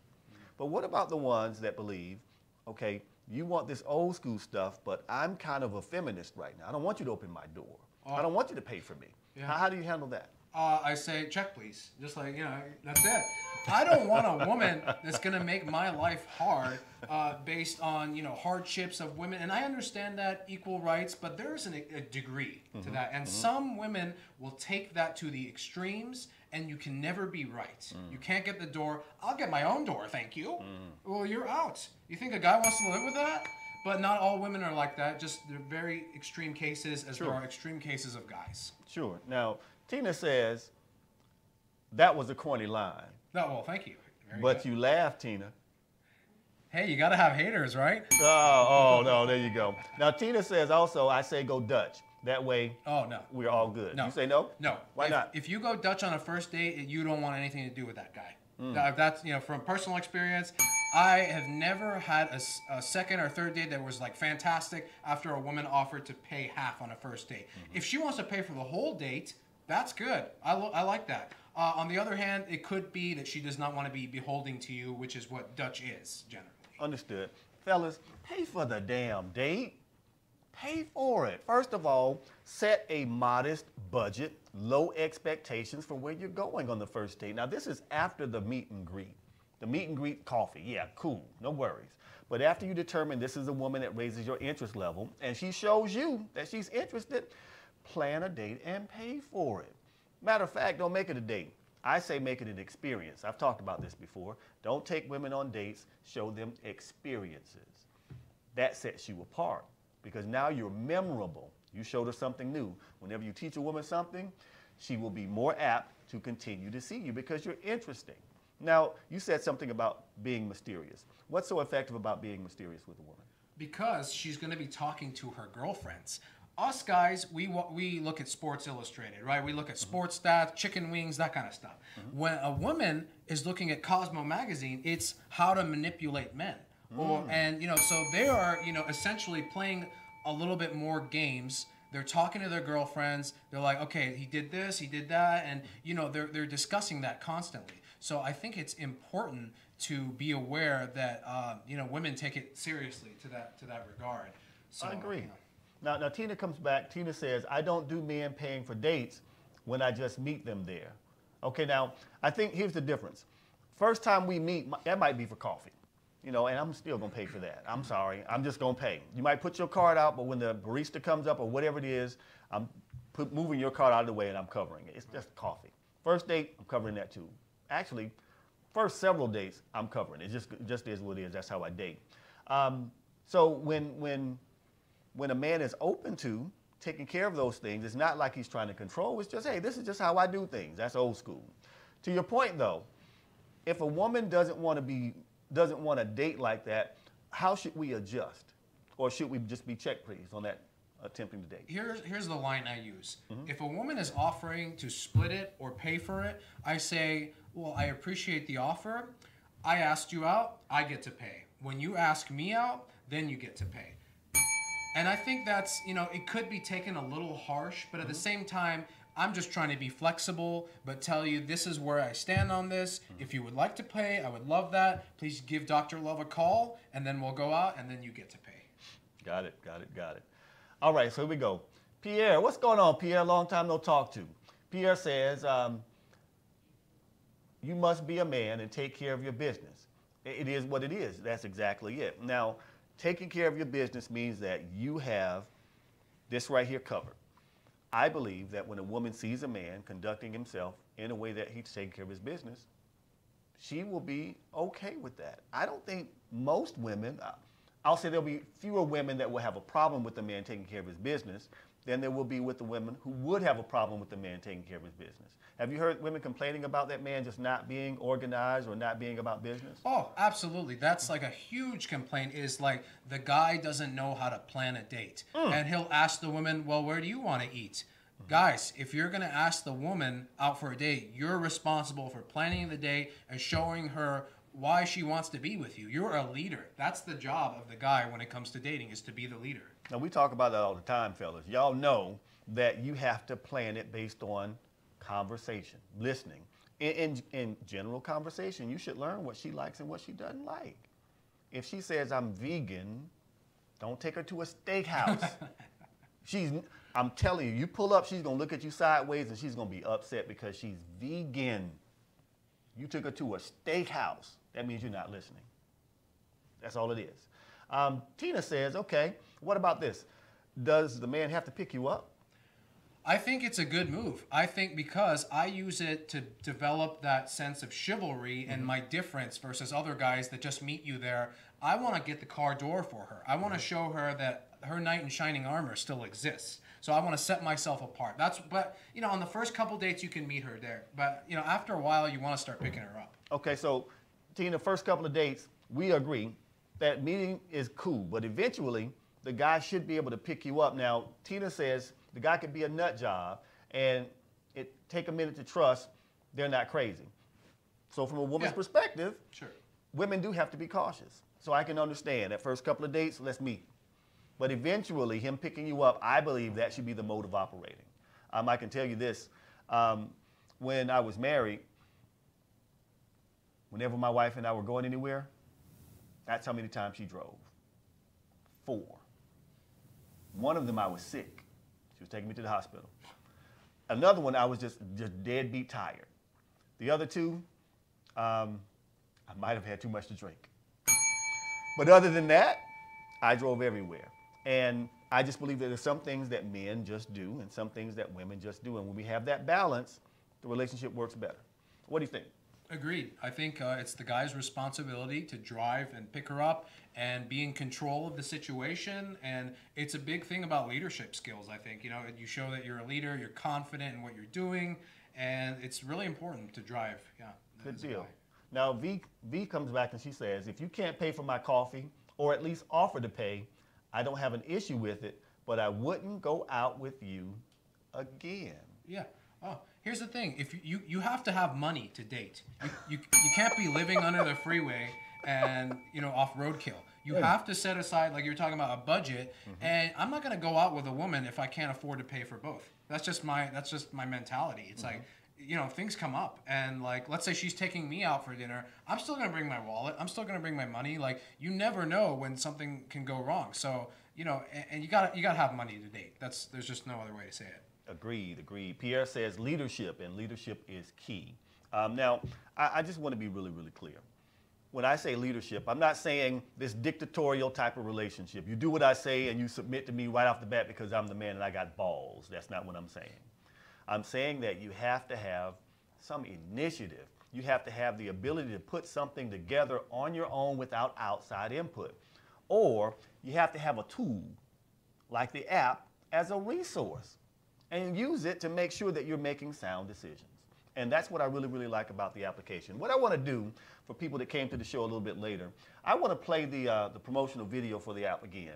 And then people will just get a chance to see the app itself in action. Before we do that, V has another comment for us. V says, chivalry is still important. Just as a man wants to feel like a man, I still want to feel and be treated like a woman. Now, I agree. Here's the thing. You either feel like a man because you are a man or you aren't. Once you're a man, nobody can take it from you. Sometimes, though, men, what we have to be sensitive of is to when to dial it back.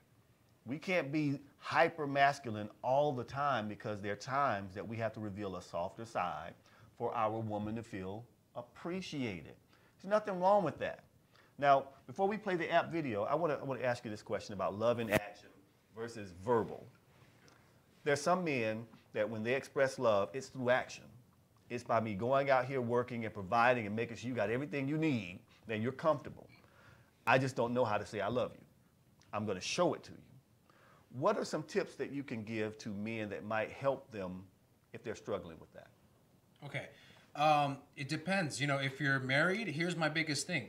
Take the trash out halfway when it's full. You're never going to hear another complaint about it. Is strike, a preemptive strike, okay? So show her that you care in ways, you know, do things around the house, that sort of thing. Now, for dating, it's, you know, planning dates, calling her up, don't text. I never text. I call the girl up because I want to get her tone on the other end too. So I'm testing her at the same time. Like, and if she doesn't pick up and text me back, I don't like that. So, you know, be a gentleman. Get the door always. Pay the check when you go out. I mean, there's so many things you can do, and then just yeah. I think actions speak louder than words, honestly. So Okay. yeah. Agreed. All right, back to dating. Let's say there's a guy who's dating, and there's a woman he's interested in, and he's expressed, and he feels that her interest level is above, you said 40? Above 51. Okay, above 51. But it only happens when they actually interact with each other.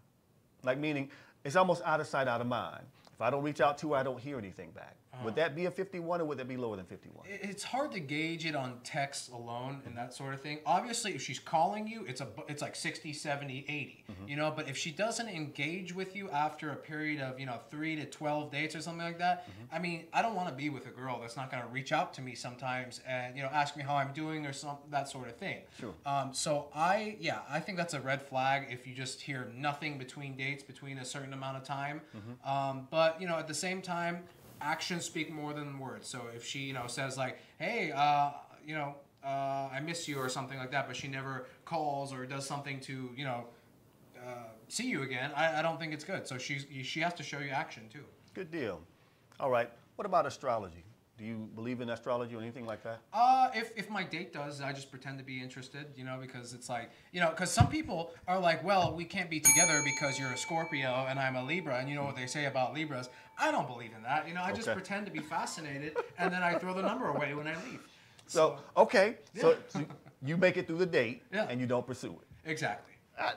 I can respect that, because at least you're not playing the game of, okay, how can I maneuver this situation to get in the pans?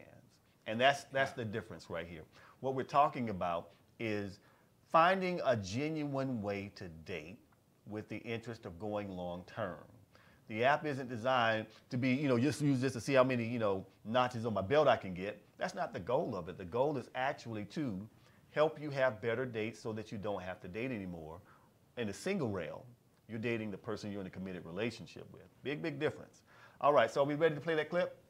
Let's go play the promotional video for the dating app. Here we go. Once again, here we go.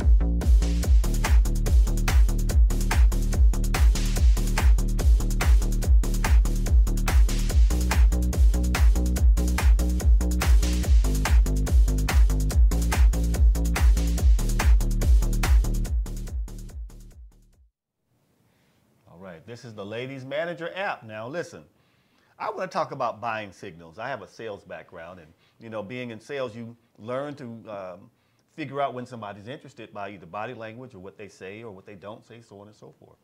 What are some buying signals that women give that men miss too often? Gotcha. A large portion of communication is nonverbal, upwards of 70 and more %. So I take body language like, is she facing me, or does she have her legs crossed and kind of to the side? Is she looking around the room? Is she saying my body is here but my mind is somewhere else? And I like touching on the first date can be a little too much for some women, but sometimes if you say a funny joke, they might tap your arm. So I consider that a buying signal. Not having her phone out on the table, that's a buying signal. Some women just put it out on the table and either they're trying to get rid of you or they don't know any better. So I think the biggest ones to look for is how she reacts when you get her chair too. Because sometimes they don't say thank you. Sometimes they're like, I can get my own chair.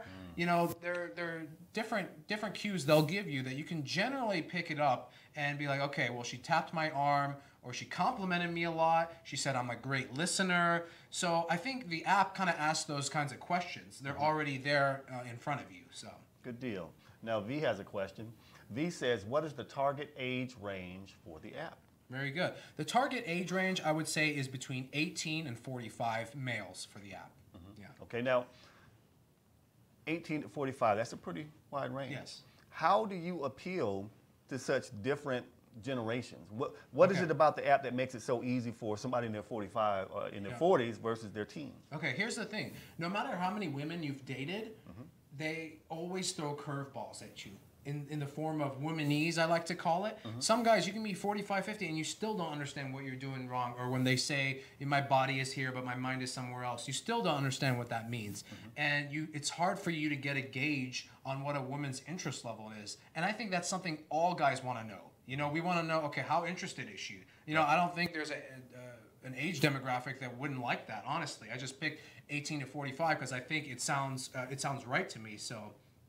Okay. Yeah. Good deal, good deal.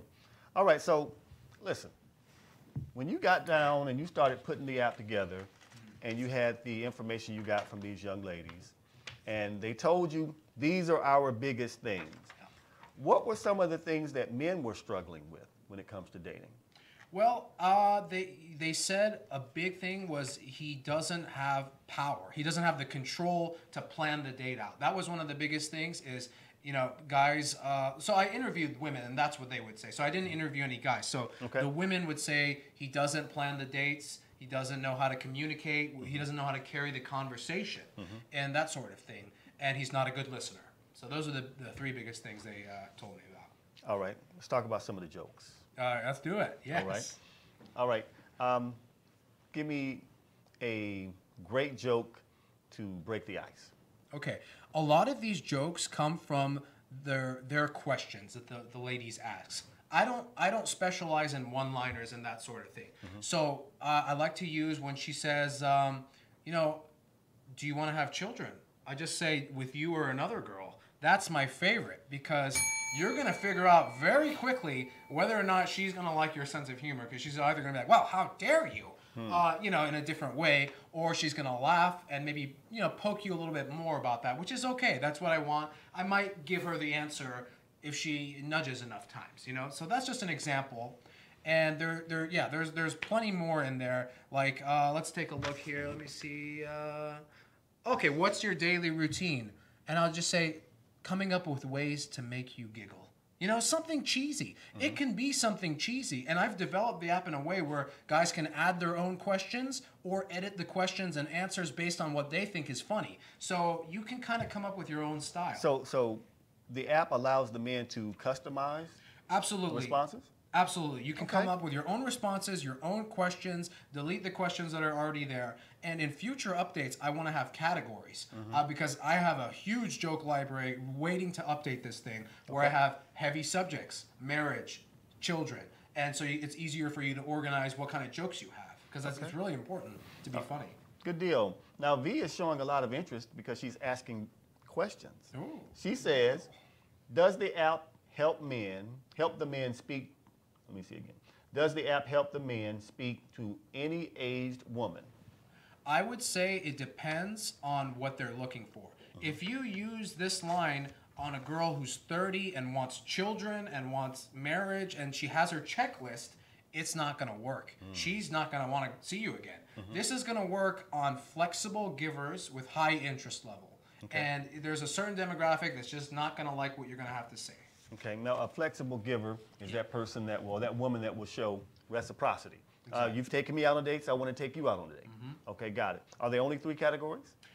There's one more. That is the structured taker, which is the woman with the checklist. That, you know, she might seem great, you might get along and everything, but if you do not meet up to certain expectations that she has not told you about, she'll get rid of you. She might get rid of you for not texting her every day, and then she blows up one day and tells you that you didn't do that. How am I supposed to know? Okay, I'll give you a scenario. Tell me where this person falls. Went out on a first date. Went to a little restaurant for brunch. Check comes out. I grab it. She says, I'll pay. I said, no, I invited you here. I'll pay. I can pay for my own food. And she basically exploded on me. And we had a back and forth over who's going to pay, and the waiter standing there like, I just want the check. Right. So I gave the waiter the check. That was the first and only date we had. What category would you say that response kind of falls into? Okay, let me give you a little bit of preface there. She at first seemed like a giver because she was going to pay for it. But based on how she responded to when you say, well, you know, let me pay for it. No, I didn't say let me. I said I'm paying for it. Oh, you say I'm paying for it. Yes. Okay. She might have taken that as a threat, you know, and I think that she's a little structured. So I would have to say she's a structured taker in that scenario. Okay, got it, got it. This is fascinating. This is really, really fascinating. Fellas, we gotta up our game. We got to go ahead and take it to the next level when it comes to dating. And everything that we do, as a matter of fact, because when we do that, what we tend to get are better results. When we get better results, we get what we want. Okay. We're getting close to the end of the show. Now, before we get down there, if someone wanted to contact you and inquire about the app or download the app and subscribe to the app, where would they go to get it?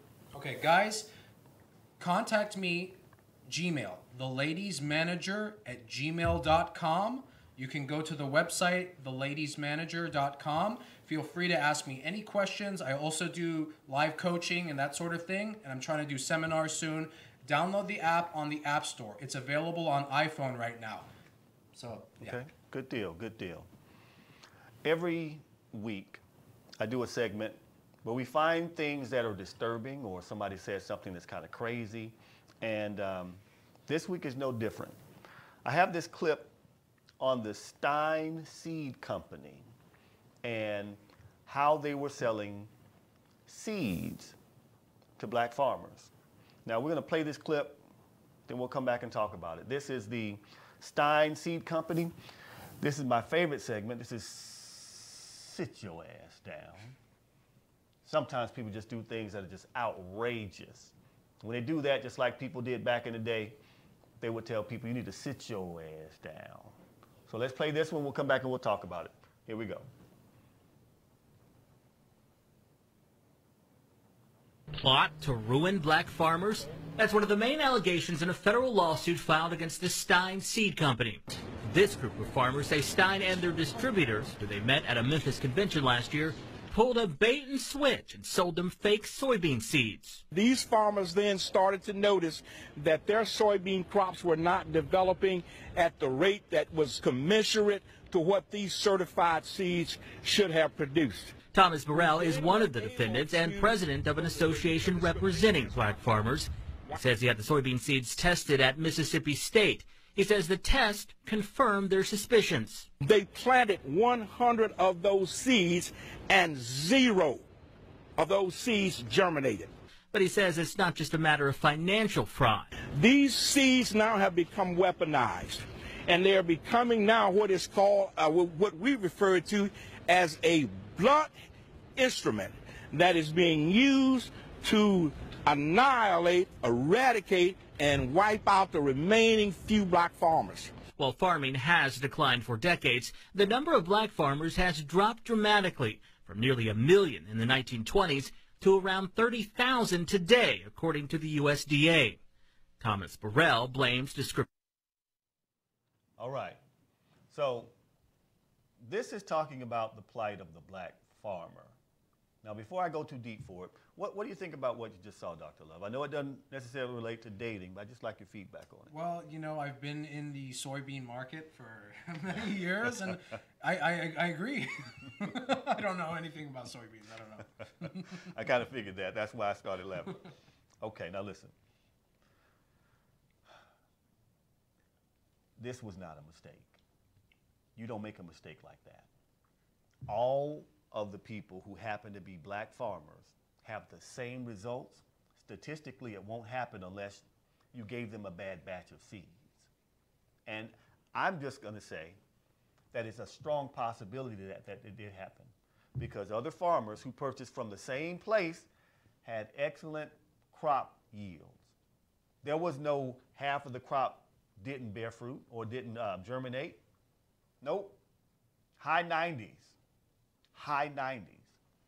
But when it comes to the black farmer, once again, they are attacked in a way, or I won't say attacked, I'll say sabotaged in a way. Allegedly, air quotes. It certainly seems that way though. Stein Seed Company, I need you to do a whole lot better. If your guarantee is 90%, crop germination, Is that your guarantee? And you got 50, then basically you're not living up to what you said. These farmers basically met you in good faith and they invested money. You're messing with people's lives. When you mess with people's lives and their livelihood, that, in my opinion, that makes you liable for the results of it. Now, this federal lawsuit, hopefully it doesn't wind through the courts at an extremely slow pace like it's happened before for black farmers. But Stein Seed Company, for your negligence, in my opinion, for your selling bad seeds to hardworking American farmers, what I need you to do is take responsibility for this, or either sit your ass down with those soybean seeds that you sold. You like that alliteration? It just happened naturally. I really need you to understand, though, this stuff right here, this is exactly why it's so easy for us to say that this country has it out for us, that this country continues to do things to oppress the black communities. Food is health. Food is wealth. This is the livelihood for these black farmers. And you are doing things to sabotage them. It's been happening too long. It's time for that stuff to stop. It really is. And I hope that this lawsuit, as it goes forward, serves notice that people in our community, we are not to be played with. All right, we're getting close to the end of the show. Dr. Love, I'd like to first of all thank you for coming out. Thanks for having me, man. Final words, final thoughts. What do you have for the people out there who are serious about dating? The men out there who are serious about dating especially. Okay, everybody lower your expectations. And guys, you got to be funny and you got to have a sense of style. It's important to dress well and be a gentleman. That's the biggest thing I can say. Okay, understood. And here's what I won't disagree with, being a gentleman. Being a gentleman never goes out of style. Now, don't get it twisted. I'm dressed wearing a bow tie. I will untie this bow tie and I will use it to blindfold you. But I'll still be a gentleman about it. It's just that when it's time to flip that switch, the wolf will come out. Don't get it twisted. Fellas, you have to have that type of flexibility. First of all, a woman has to know that she can be safe around you, safe and protected. Now, she's not saying protect me and everything, but she has to feel comfortable and safe being around you, not threatened. She has to know that you are genuine. When you're a genuine person, it resonates because there's so many fake people out there. And men, if you just take some tips from what our fathers and grandfathers used to do when they dated, you will come out ahead because unfortunately too many men aren't doing those things now. And it's just basics. Opening the door, basic. Taking the tab, basic. Paying for her parking. She's gonna be like, what? You pay for my parking too? Taking her a place based on what she said to prove that you're listening. Or showing her something she did not know about the city she's been living in for 15, 20 years. Watch her eyes start to sparkle. Watch her smile start to glisten. That's what you want to do. Just set yourself apart. It's really not that hard. Now listen, we do this every Saturday from 6 o'clock p.m. to 8 o'clock p.m. right here on the Status Network. Now I'm on Manifest TV, but it's all the future of broadcasting. I need you to follow us on social media. Instagram, Global Vision TV Status. I'm sorry, Global Vision TV .status. Or Instagram, status_network. Facebook, Status Network LLC. Periscope, status_network. Status_network for Periscope. Twitter, status_network as well. The email is globalvisiontv@statusnetwork.com. You can find me everywhere as Talk with Jeffery. That's Jeffery on all social media. You can also find me on Twitter as Nigel's Pop. Nigel's Pop 22 on Twitter. You won't find me on Snapchat. I'm not Snapchatting. I'm not chatting. It's just not going to happen. Okay? This has been a whole lot of fun. We got down to it. Now, this phone keeps ringing now. Is somebody they're calling for me? I think I actually recognize that phone number. You recognize the number? Yeah. All right, here we go. All right, now you reach Let's Talk About It Live with Jeffery L. Miller. Give us your name and give us your comment. My name's Nick Fitz. Hey, Nick, welcome to the show. I was wondering if you're in a serious relationship with a girl, how often? This is for Dr. Love, actually. Okay. How often should you shave your taint? What's that? Repeat that question one more time, please, Nick. How often should you shave your taint?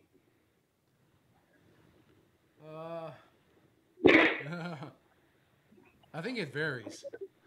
Dr. Love? Nick, I appreciate that, brother. Great question. Yep. Good try. Yep. Oh, you're killing me, Nick. Nick, you're killing me. Here's the thing now. Everybody understands something. We like callers like Nick as well. We like to have fun on the show. Call in, ask a question. We'll answer it. No problems. Just be respectful of everybody's time. That's all we ask. Now, Nick, I want you to continue watching because next week we're going to turn up and we're going to be crunk. Make sure you call back and have a real question for me. Looking forward to hearing from you. Again, you can find me everywhere. Talk with Jeffery, Jeffery, all over social media, except for Snapchat.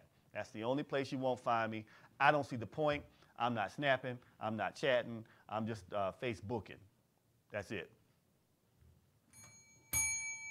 All right, this has been a whole lot of fun, but Dr. Love, thank you for coming on the show. Thanks for having me, man. Download the app. It's in the Apple Play Store, right? Or the App Store? The App Store, that's correct. Okay. He's discriminating against Android users. But Android's in beta, right? Well, there's a beta version, but if you want to give me $5,000 to make the Android version, totally, yes. Good deal. We'll talk about it. Been a great show. We talked about dating. We discussed a lot of things, but I am out. .statusnetwork.net or download the Status Network app on your Apple or Google Play Store. Come be a part of our family. Let's give them something to talk about. Follow us on all social media platforms. Let's tune in to see what Jeffrey has in store for us tonight. Would you like to listen to the show on the go? Make sure you download the Status Network app on your Google or Apple Play Store. Want to talk to Jeffrey? Dial 470-251-4647. We thank you for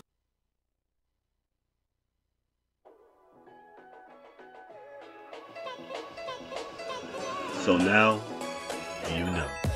Now that you know about Jeffrey, and let's talk about it live, come be a part of our family. You know we had to give y'all homework, right? Keep up with the show. Follow us on all of our social media platforms. That's Facebook and Instagram. Would you like to listen to the show on the go? Make sure you download the Status Network app on your Google or Apple Play Store. Want to talk to Jeffrey? Dial 470-251-4647. We thank you for listening. And make sure you're back here every Saturday from 6 p.m. to 8 p.m. on Let's Talk About It Live with Jeffrey L. Miller. Status Network.